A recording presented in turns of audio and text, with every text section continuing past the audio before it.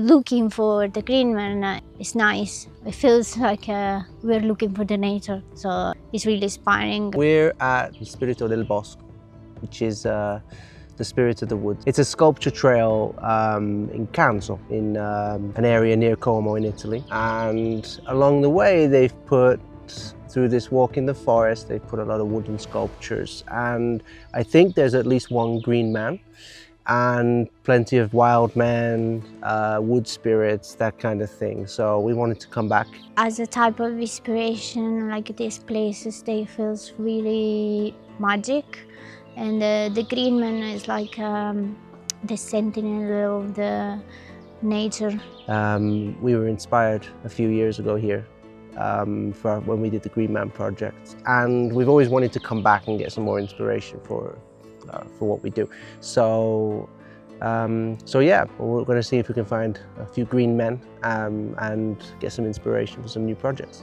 This one here is at the beginning of the path, and is the sculpture of this wooden spirit with this big nose and the knots here. And the holes is nice, and the nose looks like a mushroom. I think it doesn't have really an eye, it's like an empty eye. They draw maybe something with a kind of color, but you don't really see. And I like this owl. Then this, it's under the same sculpture, and there is a little tiny man, I think, because he looks like he's dressed like a man. We don't often think about the green man necessarily in Italy. At least I feel it's more of an English thing. So on the path from the little town to here, we saw a fountain that has got a green man face. But you do see them, and in fact, we've seen a few today, even before we got to the walk. We've seen them on, as Ale was saying, we've seen them on fountains.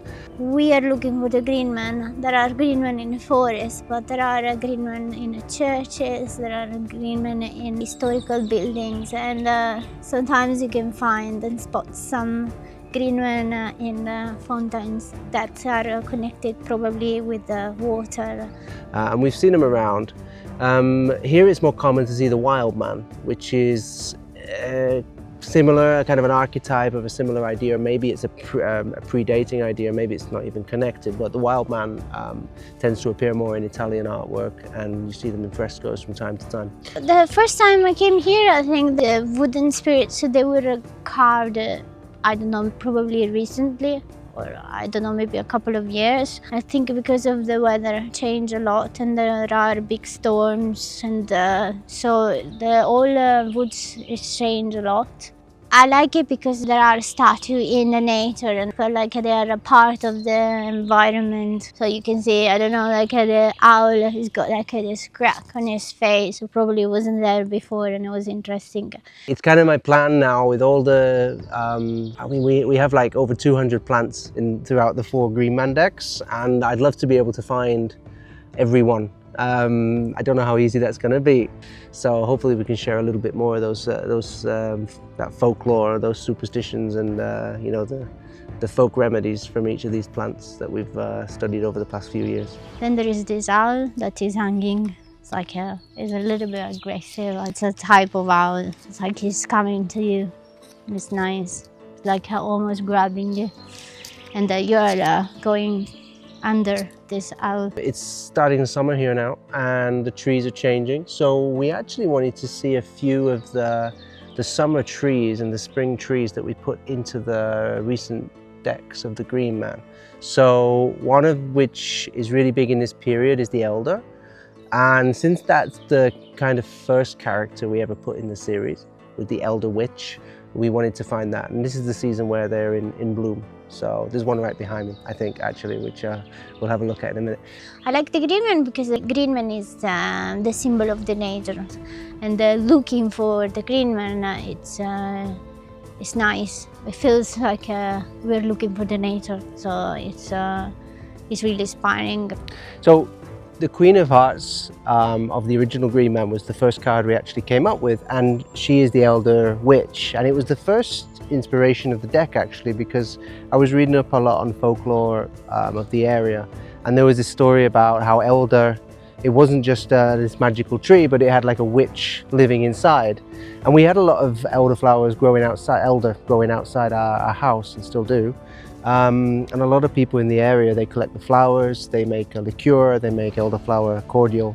And then if you can beat the birds to them, you can get the berries the next month. So it's around May time that they come out.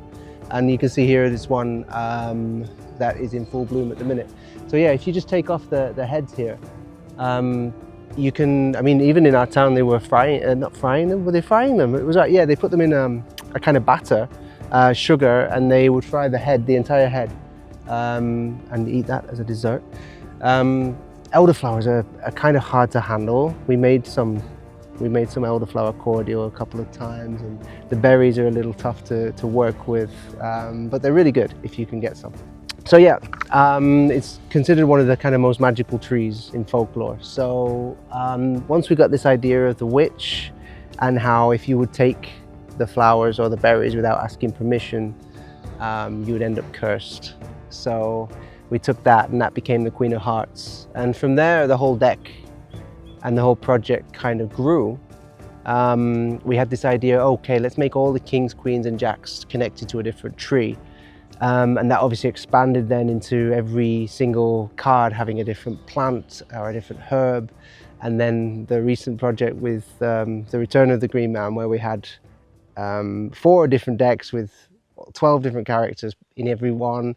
So yeah, 48 different trees in total throughout the series, and then each, I lose count, hundreds, over 200 different plants and herbs throughout the face cards.